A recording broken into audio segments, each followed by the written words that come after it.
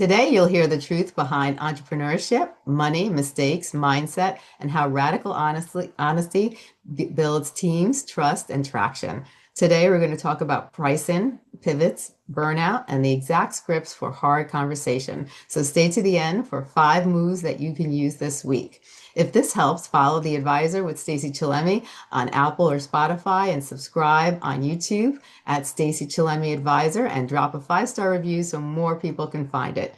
Now, my guest today, Leanna DeBellevue, is agency. She's the founder and she is the advisor known for no fluff leadership. And her conversations are actually, they help entrepreneurs move forward. And that's what we need to do is have people like her help people, move forward and not move backwards. So Leanna, I am so proud to have you on the show. I'm very excited because you have such a great topic that you're going to talk about. Tell everybody a little about yourself and what you do.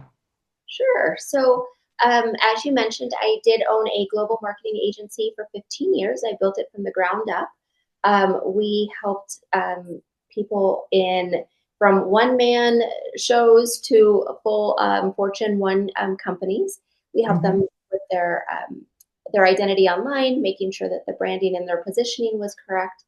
But I did that for 15 years, had an amazing team, and just recently, in August of this year, we decided to sell that business. So put away my marketing CEO hat, and I now help business owners and entrepreneurs eliminate blind spots. So many times you don't know what you don't know, and they're hitting a ceiling that they can't quite figure out.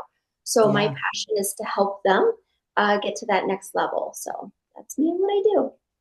I love it. Now, you're not afraid of the hard stuff. Like, what's one of the uncomfortable truths about building a business that most people won't say out loud? Um, I wish this was something that we talked about more, but I think 90% of the reason why businesses don't get to that next level is because as business owners, we get in our own way. Hmm. We spend so much time worrying about the perfect process or the perfect script, or like we get stuck in perfection analysis, right? And Yeah. we won't launch something until it's absolutely perfect. Or we get imposter syndrome. Like, who am I to be talking about this? So we get in Yeah. our own way so many Yeah. times where if we would just take that step, even if we took it in fear, we would Hmm. figure out that we're going to be fine, right? Um, Yeah. but for sure, we get in our own way, I myself love it. included.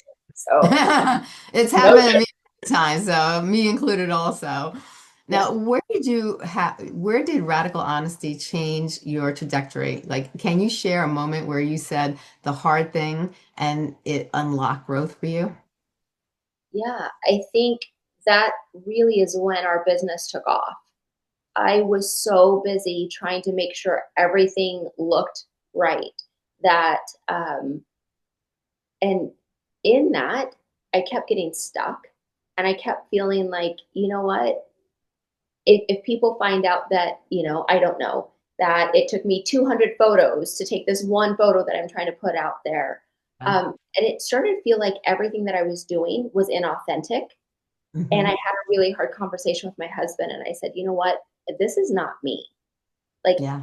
I have to, I can't, I have to stop listening to the noise. I have to stop listening to all the, you have to do this, this, this, and this. And I'm just going to show up as myself. And I Right. tell them, like, it's going to go one of two ways. It's either going to go great and I'm going to grow, or it's going Yeah. to fail horribly and I'm going to take 5 steps back. But I Hmm. was lying to myself in regards to following advice that wasn't meant for me. It wasn't meant for our company. And Right. that was a really hard truth. And then I took that philosophy, I really adopted it, and then I made sure that our team from top to bottom had that same philosophy. We act with honesty and we act with integrity. I'd rather hear something hard. I'd rather hear that you made a mistake, whatever it is. Don't let me hear it from someone else. If you know Hmm. you did something, bring it to me first. And Right. I had to do that with them as well. There were Yeah. times that I made a not great decision, and I was very honest with them. And I said, look, I made this choice. It wasn't the best one. We're going to pivot. Or, we kind of talked it through, Yeah. but it changed everything for us. Oh, I love that. Now, how do you decide what to share, publicly versus privately and with teams and what's the line between authenticity and oversharing? Yes, and there definitely is one, and I wish people understood that, right? So I look at it in three layers, right? There's zone one, two, and three. Zone Hmm. one is kind of the conversations you have with people you just meet, or if you're, just kind of getting to know someone. It's very surface level, right? Yeah. Level two is maybe what you tell, people that you would consider friends. You don't hang out all the time, but if you see them, you're very friendly. So you might tell them a little bit more, right? Mhm. Things are, I'm struggling with a couple of things in the business, but I'm getting it figured out, right? Right. Um, and then there's level three. That's what that's what you tell your inner circle, which is I don't know what the hell I'm doing, like or hey, I'm really scared to make this move, but I'm going to. And so I say online, typically keep it level one, maybe dip into level two a little bit with Yeah. our team. Um, I always kept it kind of level two. Our team Hmm. never knew about, and thankfully we didn't have them often, but we're human, like any financial struggles or, sales. I gave them very broad goals, but I Yeah. kept the day to day part to myself. Hmm. It's my job to figure it out, it's their job to execute. Um, Yeah. and you never want to put something on someone that's not theirs to carry, right? Right. So I kind of look at those three things. Who would I tell this to? I think Hmm. a lot of people, when they hear be authentic or be vulnerable, they go level three Yeah. with anybody and everybody. And then people Hmm. are like, I don't want to know that. And sometimes it actually does the opposite. It makes people turn away from you Yeah. versus embracing you. Exactly, exactly. Now, for a founder listening to in a tough season, what's your first 24-hour step to face reality without spiraling? Um, I have been in this space so many times over the last 15 years. Yeah, I think a lot of times when we're in our head, the the one or two things that are going wrong outshine the 400 things that are going right. yes, So this sounds so simple and so like elementary, but it's what worked for me. Literally, you yeah, sit down with a sheet of paper, I drew a line down the middle, and I would write down everything I could think of my business. If hmm, it was good, I wrote it in the good column. If it was bad, I wrote it in the bad column. And it doesn't take you very long to figure out that your good column is so much more than your yeah, bad column. And it puts things in perspective, right? Like we have a very challenging client, but I have an amazing team. I have a great online support system. I have, all of these things, and I have two things that are difficult, right? yeah, And once you have that perspective of what the truth is, right. it makes it easier to see the problems for what they are, not Hmm. get stuck in your head thinking, this is going to fail. Whatever. Yeah, I love that answer. Now, when it comes to like pricing and scope, like what's the exact script when a client wants just one more thing for free? Um, I don't know, honestly, if I have the perfect answer to this Hmm. because sometimes um, that one more free thing can close a deal that ends up Yeah, being a great deal. But I would say a majority of the time, the more things they ask for free, you know that down the line, they're probably going to be that problem client that you go, I should have never done this. I knew from the hmm, very beginning. And so I would often let them know, I'm happy to provide this one last thing for you. And I yeah, would frame it like that, you know. right. Um, or sometimes I would just say, this is something actually that's covered in the services that we offer. So if you Yeah. want to talk more about working together, I'm happy to do that. Um, but I try and cut it off very early Yeah. because I think people just inherently, myself included, you're going to take what you can for free. Yeah. So, but no, so many times people give away everything for free. And then the potential client doesn't even need you anymore because you just gave them all the answers, right? Exactly. Yeah, very true. Now, how do you talk to a vendor or a contractor when payment terms need to change without burning the bridges? Ugh. So I had probably about a year ago, we signed a very big client, and we always get our services paid for up front. And Hmm. um, they were like, okay, of course, with a corporation, checks come from this department or that department, and we've submitted the invoice, it should be there. Well, I found out they ended up being net 60, which I did not know up front. And net Hmm. 60 does not mean on the 60th day you get it. It means around day 60, they'll consider cutting a check, right? Right. And that was very difficult for us because we had a lot of ad spend up front. Yeah. I just had to tell the client, I understand that this is the way you guys do this. We are going to bill you for a quarter in advance. That way, in the Hmm. 60 days it takes you to pay us, we're always working a month in advance. And Right. that was very hard because I knew if they said no, we would probably lose the client. But Yeah. when I explain why we do things the way that we do, you know, Hmm. then that was typically okay. But I think being transparent, business ownership is about having hard conversations and having them with grace, right? Right. And if you Hmm. just say, hey, I also in like on during onboarding, I'm very clear with our terms. Things are paid up front or things are paid net 20. We also had auto pay and we took ACH. So when they Hmm. signed up, we collected their payment information. Yeah. So we can charge them when they should pay. Exactly. I like that answer. That's a great answer. Now, when it comes to burnout, like what do you say when the team is at edge, but the work keeps coming? Yeah. We had this probably this time last year, towards the end of the year, from Thanksgiving to Christmas is typically our dead season. Yeah. Most people are, their budgets, they want to do everything in Q1. Last year, we signed on, I think it was 20 something clients between November and December when everyone's taking off, it's the holidays.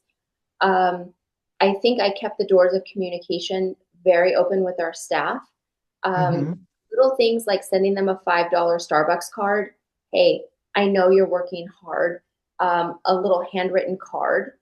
Hmm. I just try and consistently and constantly see them. I see that you're pushing. I appreciate it. I think when people feel valued, they're Yeah. going to keep doing it, right? And Yeah. so I remember telling them, look, we just have to push. Then we're Hmm. going to take some time and as a team, figure out how to avoid this in the future. Do we need an Right. extra person? Is it a process? What do we need to do? Exactly. But please just push through this with me. So they felt like there was a light at the end of the tunnel. It wasn't going to be forever, that they got to be part of the solution so it didn't happen again. Hmm. Those little tokens of appreciation, it doesn't have to be a big thing, right? A quick email, a text, a Starbucks card, a whatever. Yeah. I see you, I value you, and I thank you. Dude, our team carried through each and every time. I love that. That's a great idea, because then they feel that they're being cared for, they're being thought of, and they're being appreciated. And that goes a long way too, for sure. Now, Communication is key when it comes to staff. oh, 100%. I agree with you. And when it comes to boundaries, how do you keep, social media vulnerability and from becoming the performative or eroding professional trust? Yeah. Um, I personally struggled with that sometimes, right? When Mhm. when you're on social media, a lot of times people feel like they know you. They Yeah. feel like they can they have a level of intimacy with you that maybe you don't feel, right? Because you're not Yeah. engaging with them. I think I did little things like honestly, I wouldn't post that I was somewhere until after I was back from it. Uh, Yeah.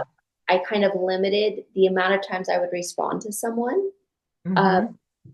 Not because I thought I was better than them or I didn't want to interact with them, but I am very much an introvert, and Hmm. I think we are constantly bombarded. Our phones are dinging, our emails are coming through, we're getting social media, we're getting DMs, and it just felt really overwhelming. And so that I can show up as the best version of myself, I had to protect my own space. Um, Yeah. because the people that matter the most were getting the worst version of me because I was Right. like, I'm tired. I don't want to talk. I don't want to hang out. And that's not who I wanted to be. Yeah, exactly. Now, when it comes to imposter syndrome, what's your practical way to keep shipping when your brain says not ready? Yeah. Well, I think about all the times that I've faced that. I think selling a business and starting over again, I'm That's facing it hard. again because so much has changed since the last time I had to build a business, right? I'm having to Yeah. rebuild the foundation. I'm Yeah. thinking, who am I to do this? Who am I Hmm. to like tell people that they should be doing anything, right? Right. But I think if you're working in your superpower and in the space where you have a natural talent and ability, and we all have natural talents and Yeah. abilities, right? Hmm. If you're working in that space, who are you not to do that, right? Right. Because if you look at it as I'm doing this as a service to others, it's my way of giving back, it's my way of serving, Yeah. then it kind of pushes you through that imposter syndrome, right? And I think Mhm. imposter syndrome for me, like I remind myself all the time, people are not thinking about me as much as I Yeah, think they're thinking about me, right? Like exactly. on Yeah. anyone's radar, right? Like no one's Hmm. worried about, my background or my history, right? Am I showing up Exactly. and am I providing value? But that's a tough one. Imposter syndrome is a big one. Yeah, it is. It's a very big one. Now, how do you know when it's time to quit a tactic versus fixing the execution? Yeah. I think when you have exhausted the ideas of what could potentially be wrong, um, Hmm. or I think sometimes we do something because we think we have to, and we know inherently this is not for us. Yeah. The second I would get that feeling of like, this feels really yucky, not Yeah. uncomfortable, because new things are uncomfortable, but like, this is Right. not in alignment with my vision, let it Yeah. go. It's not for you. Or when you're like, I'm beating my head against the wall, I don't know of anything else to try, Right. step back from it. Sometimes when I step back from it, I think I'm going to abandon it. That's when I come Yeah. up with a solution that works, or that's what causes me to look in a different direction and find a different solution. Right. I like that. Now, when it comes to founder health, like one habit you protect when everything is on fire, what is that one habit? I have an amazing circle of girlfriends that we meet for happy hour. I don't care what's going on. If one of them calls and says, we need to meet, I will jump on a plane. I will cancel a meeting. Like that is something that's super sacred to me. Yeah. Um, they have been my biggest support, my biggest cheerleaders, and I want to do that for them. That's Yeah. that's one. I think the other thing is any time with my husband, my children, or my grandchildren. Hmm. Once you have grandbabies, it changes everything. I want to spend as much time with those little precious beings as I can, and those are my two non-negotiables. Yeah, I love that. It's so true. Family is so important. And, as we were mentioning earlier on, we were saying, sometimes, time goes by so quick and, you could work, work, work, and you could be going through so much. And, at the end of the day, when your kids grow so quickly and it's like, you really want to spend as much time as possible because that time just flies by. Yeah. Yeah. And you can't get it back. And, my children are grown. And when I want to spend time with them, they see things that make sense. Like, well, I actually have to be at work, right? Or we've got this trip planned. And you lose access to them because they're Yeah, being amazing, responsible humans that you raise them to be, right? But you exactly. miss that. Like, I don't see him every night for dinner, or, my son lives in a different state. So just it goes by so fast that I don't want to ever give that up again. I don't want to miss memories because I was Yeah, building something for someone else. exactly. Exactly. Now, what's a recent mistake you made and what changed you because of it? I think the biggest mistake that I made recently was not thinking through what this Hmm. next phase needs to look like. Yeah. Uh, I just figured, like, oh, I'm going to jump into consulting and I'm going to do this and I'm going to do that. And I had people pull me aside and said, take a minute, like you, and honor what you Hmm. built. Like I'm always to the next thing, right? Yeah. We won this award. That's great. Okay, now what's next? Okay, we got this client. Okay, what's next? And Right. so literally the day I sold the business, the next day I was like, okay, so I'm going to launch a website. I'm going to do this. I'm going to do that. And people were like, wait a second. This is going to be one of those moments. Like, this is a pivotal time. Like, Yeah. take some time and really just honor and Yeah. kind of release what you've built. And Hmm. I didn't listen the first couple weeks, right? I was like, I gotta go, I gotta go, I gotta go. Yeah. And finally my husband said it. He goes, we're gonna go away. We're going on vacation. And I want you to just sit and dream, right? And think Yeah. about what's next and think about what you've done and just kind of give yourself a little space. Hmm. And when I did that, I really changed the entire um, business that I thought I wanted to create. It didn't feel right. Yeah. And I would have made a huge, huge mistake had I not taken the time. It already took me a couple weeks to listen to him. And he's going Yeah. to listen to this and be like, is this proof that I was right about something? And yes, I guess technically he was right. Um, but, but no, appreciating what it is, those milestones. Yeah. I love that. I'm going to shoot you some questions at you. So, one question that you open up with every client in a discovery call. What's that one question? What does success look like to you? I like that. I like that. Everyone, I mean, it looks different for everyone. I can give you something that I think is success, but if that's totally different, if I'm trying to help you plan a roadmap, I need to know where we're going, right? Do you Yeah. need one client or 100 clients? Those are two completely different things. And if I think you need 100, but you only need one, I'm going to miss the Right. mark. So, Exactly. yeah, what does I success look like that. like? I like that a lot. Now, a red flag you never ignore on a sales call. What is it? When they try and get my price lower.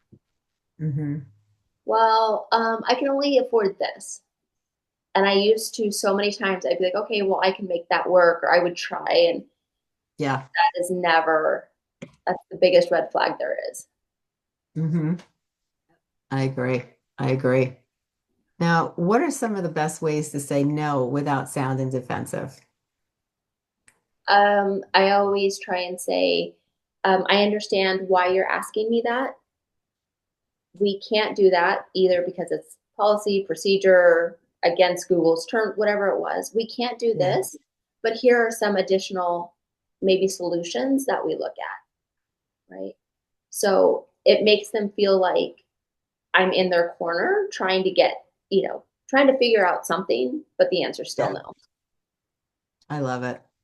Now, with weekly metrics, what is one metric that you actually watch? Um, the There's two things. From a website, it's the bounce rate. Hmm. Because you can drive traffic all day. If everyone's leaving immediately, it's something's wrong with your messaging. That's the first one. And the Exactly. second thing is actual engagement via comments on your social media. You can get a Yeah. million likes, but are you creating conversations? So Hmm. those two things are the things that I look for. I like that. Now, one sentence you use when fear shows up. I was made for this. I'm not afraid. I was made for this. I like that. I like that a lot. I talk myself into all kinds of stuff all the time that I don't want to do. I'm like, you're made for this. Get it done. Right. Yeah. I love that. The reinforcement, just giving yourself that self-coverage, courage. I like that. Now, Leanna, listeners were promised 5 concrete actions. What 5 things can they do this week to lead with honesty and momentum? I think sitting down, the first thing is to sit down and take an honest look at where you currently are. Mm-hmm. Second is to take that and then see where are you not, like, where's there misalignment? Where are you? Second Mm-hmm. part, where do you want to be? Third, identify what's going well. Mm-hmm. Fourth, what's not going well. Yeah. And then lastly, make a plan Mm-hmm. on how to pivot some of those things that aren't going well. I think a lot of times people want instant results and want to turn around very quickly. Sometimes Yeah. it's a huge ship and you just have to turn slowly. But if you're making little tiny steps, and then I do this every quarter, I reevaluate every quarter. I don't want to get to the end of the year and realize I missed the mark. I don't Yeah. want to, so if you're looking at it every quarter, you can see that growth. And I think Yeah. that keeps you encouraged to keep on going. Right. I like that. Now, tell us a little about your services that you provide. Sure. I have two things that I offer. The first is an accountability collective. As business owners, so many times we say we're going to get stuff done, but we get stuck working like in the business instead of on the business. So Mm-hmm. it is an amazing collaborative group that holds each other accountable. We meet Monday mornings. We have a check-in on Wednesday and a check-in on Friday. What are you Mm-hmm. going to do? Are you doing what you said you were going to do? And did you complete what Right. you said you were going to do? That's the first. And then the second is one-on-one consulting, where I come in, I'll do a SWOT analysis of your business. I'll help you figure out where the blind spots are, identify Yeah. those, and then make a plan to get you unstuck. Yeah. I love that. Thank you. I love that. Now, where can people find you? Absolutely. So we are DeBellevueConsulting.com. All of our social media handles are DeBellevue Consulting. And then on social, I'm Leanna DeBellevue. All my handles are Leanna DeBellevue. I love it. I think this is amazing. You've done a wonderful job providing us with so many different tools and strategies and really made our brains think. Because a lot of the stuff we went over is just like common questions that people always, think about and sometimes are afraid to ask. And, you gave such great answers to all of them, and I think that's so helpful because sometimes people they get stuck and they don't know what to say or they don't know what walls to let down. And, they do get that imposter syndrome or they do get that moment of insecurity, or even though they might know the answer, all of a sudden they just, something inside them just freezes up, and they just don't know what to say. And so I think you've done a wonderful job of really opening people's eyes and really seeing, that it's okay to, to have these problems and, go through this. These are common problems that as an entrepreneur or business owner, they all go through. And it's really like reaching out to somebody like you who could actually guide them and help them and lead them to the right answers and directions. So I'm so glad you came on the show today. And is there anything else that you'd like to add to the conversation that we had today? No, I just thank you for the opportunity. And I think, honestly, you just said it. This is stuff every business owner and entrepreneur goes through. There's not a magic formula that you get to avoid this. So if you learn how to navigate it and navigate it well, it becomes easier. It becomes like a skill. So thank you, thank you, thank you for having me on and asking such great questions and allowing me to kind of share my experience. I hope Mhm. that your listeners found value in it, and I'd love to help any way that I can. I love it. Well, thank you so much. I know I got a lot of value out of this, and I'm sure my listeners will too. And I thank you and appreciate you and everything that you're doing. And this was wonderful. So thank you so much for being on the show. Thank you. I appreciate it.